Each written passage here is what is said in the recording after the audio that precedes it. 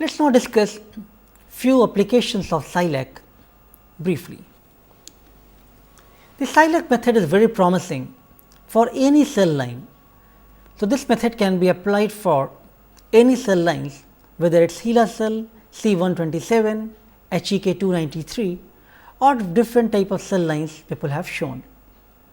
However, the media formulation and the growth optimization is required individually for each cell line. SILAC applications have been demonstrated in different applications such as cell signaling, studying the induced protein complexes, studying temporal dynamics, identification of kinase substrates, studying differential membrane proteomics. So, there are various applications. We will have a look on some applications now. So, Ong et al. In 2002 published a paper in Molecular Cell Proteomics, which was the first SILAC application demonstrated, where they used the relative quantitation of changes in protein expression during the time course of myoblast differentiation in mouse cells. Researchers have reported various unique metabolic labeling strategies. For example, by using tyrosine, the identification of tyrosine kinase substrates using 13C tyrosine. Labeling is also performed by using methionine, the in vivo methylation sites by heavy methyl SILAC. There are numerous studies based on the global protein expression profiling using SILAC method. I am just highlighting some of the very earlier studies which set up the path for performing these protein expression profiling. So, a study by Everly et al. In 2004 analyzed the expression level of more than 440 proteins in the microsomal fractions of prostate cancer cells with varying metastatic potential. Another study by Gu et al. Investigated the early stage of apoptosis by inducing the p53 upregulated modulator of apoptosis. SILAC has also been used for functional assays to study the protein-protein interactions. A study by Blagoy et al. Used the differential labeling of proteins in EGF stimulated versus unstimulated cells. A study by De Hoog et al. Did quantification of proteins interacting in an attachment dependent manner with focal adhesion proteins. These are just few examples of studying the functional assays and performing protein interactions using SILAC. The identification of proteins which are enriched in specific cellular structures. A study by Foster et al. Used the first functional proteome analysis of rafts, and they showed the specific detection of proteins depleted from the rafts by cholesterol disrupting drugs. SILAC has been widely used for multiplex analysis to compare the cellular states. Anderson et al. Showed the quantitative analysis of proteome of human nucleoli. Blagoy et al. Performed a temporal analysis of the phosphotyrosine dependent signaling networks to compare the proteome of 3 cell populations. Kratchmar et al. Analyzed the divergent growth factors in mesenchymal stem cell differentiation. These are just few examples of multiplex analysis. Now, if you look into literature, there are many studies which have used the SILAC method for comparison of cellular states. SILAC method has also been used to study the protein turnover. Study by Pratt et al. Used the rate of breakdown of individual proteins by analysis of the mass shift in tryptic peptide fragments. The analysis of the abundant proteins in glucose limited yeast cells which were grown in the aerobic chemostat cultures at steady state was performed by using SILAC method. SILAC has been used for identification and quantitation of protein post translational modifications. Study by Ibarola et al. Identified and quantitated phosphorylation sites. Another study by Balef et al. Also identified and quantitated the phosphorylation sites. So, there are many studies which have used SILAC method for studying post translational modifications.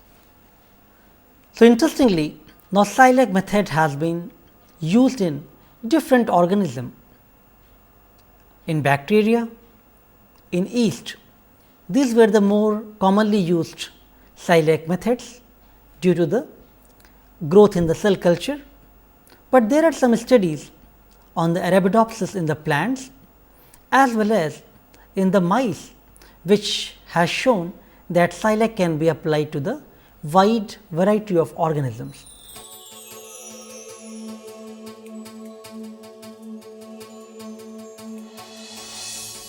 In an experiment conducted by Kruger and colleagues, a set of mice were fed with diet containing natural lysine. Another set of mice were fed with diet containing C13 labeled lysine.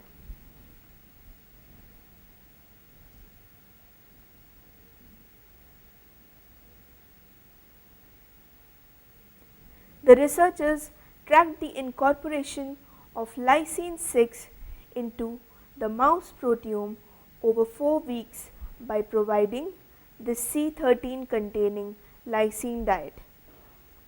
Their developmental growth and behavior were observed in addition to sampling various blood proteins. The labeled mice were found to develop normally. Average lysine 6 incorporation over 4 weeks in human serum albumin and hemoglobin is depicted in the graph. D. Godoy and colleagues determined fold change of peptide pairs between haploid and diploid yeast cells using SILAC. Labeled lysine residues were used to grow the diploid yeast cells, while haploid cells were grown in normal lysine medium.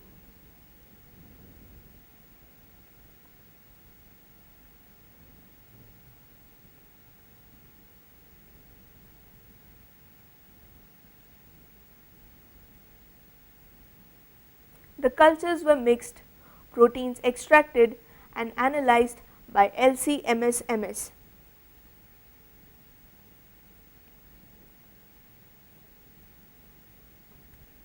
Protein ratios between haploid and diploid cell were determined with high accuracy.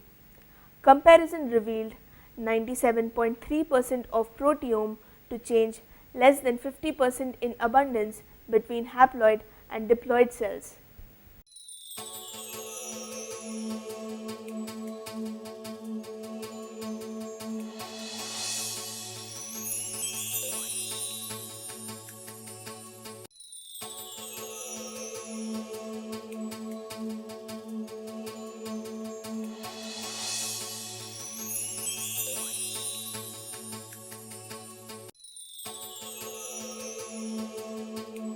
Let us briefly look at the iTRAQ applications, and I will show you this in this animation. In this animation, we will look at one application of iTRAQ method. A study performed by Boylan et al. In 2010 used the iTRAQ method for identification of candidate biomarkers in ovarian cancer serum.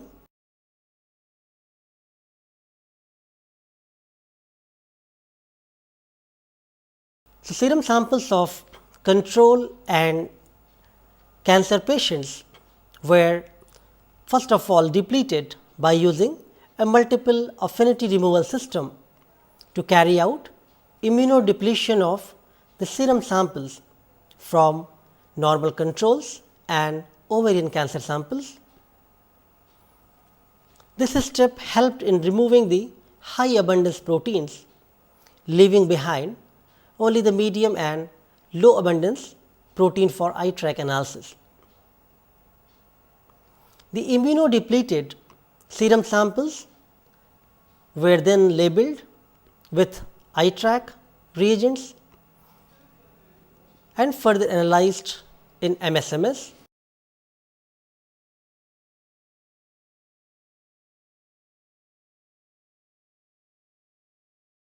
The authors detected a total of 220 unique proteins, of which 14 were found to be elevated in ovarian cancer serum samples as compared to the healthy controls, and 4 novel candidate biomarkers were first time reported. These results were further validated by the Western immunoblotting. This just gives you an overview of how iTRAQ reagents can be used for various type of applications, including in biomarker discovery.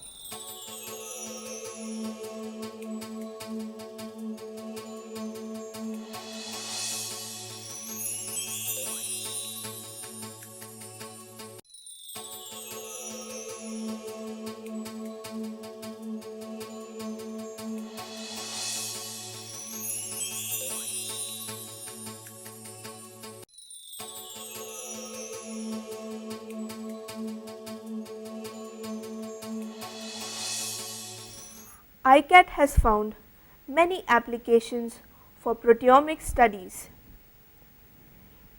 In one such clinical application, Kang and co-workers obtained plasma proteomes from 6 breast cancer patients and 6 healthy controls. These plasma samples were first treated on an immune affinity column in order to deplete them of their high abundance proteins.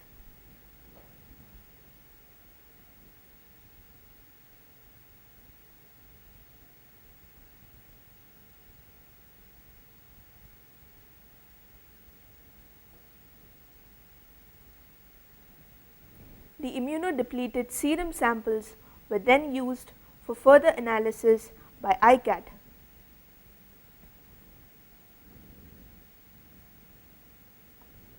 These samples were first treated on an immune affinity column in order to deplete them of their high abundance proteins. The immunodepleted serum samples were then used for further analysis by ICAT.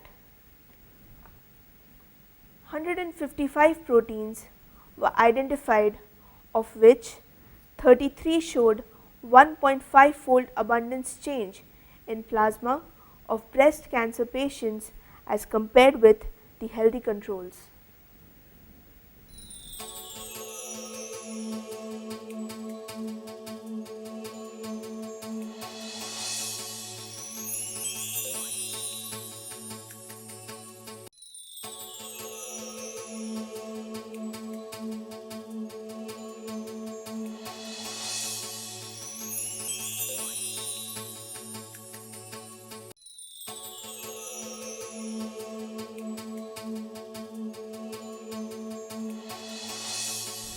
In 2010, Human Proteome Organization (HUPO) has launched a Global Human Proteome Project (HPP). This project is designed to map the entire human proteins encoded by the genome.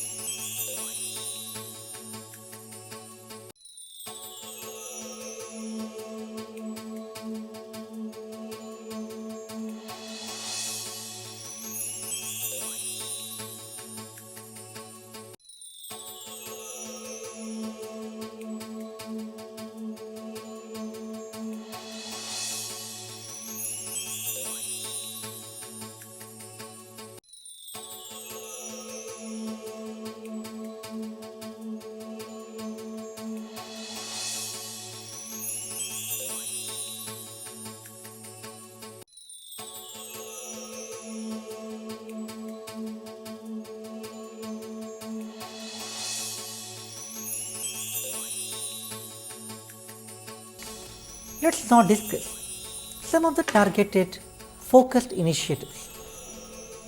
The Human Liver Proteome Project.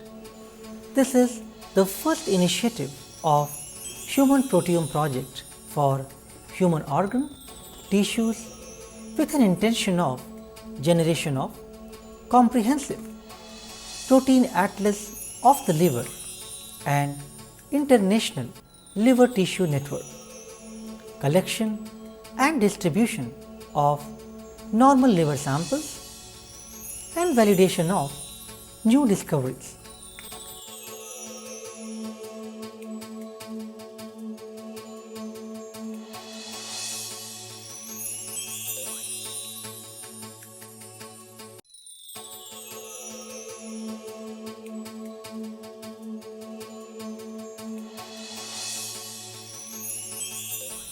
Plasma Proteome Project.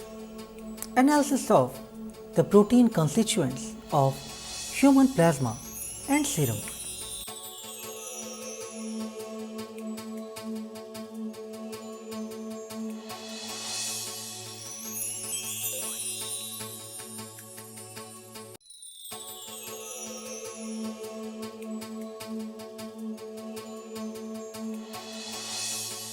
Human Brain Proteome Project (BPP) focuses on the revelation of the brain related proteomic alterations, focusing on understanding neurodegenerative diseases, aging and identification of prognostic and diagnostic biomarkers.